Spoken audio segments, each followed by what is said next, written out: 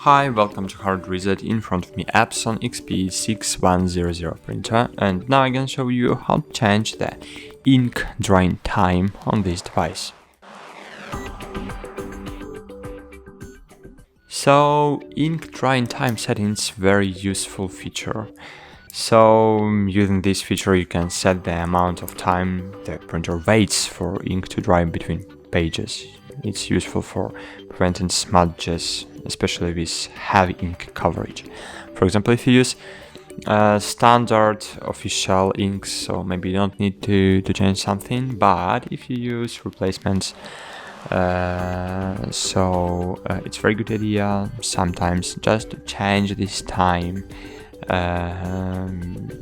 You can make this time longer or shorter. So cool. So firstly you should open settings, then scroll down and find your printer settings, scroll down again and find your ink drying time, and you can change it from standard to long or longer. And if you filling over than 80% of page, for example, it's a very good idea to choose longer time of ink drying. So that's it. Thanks for watching. Like this video and bye. See you.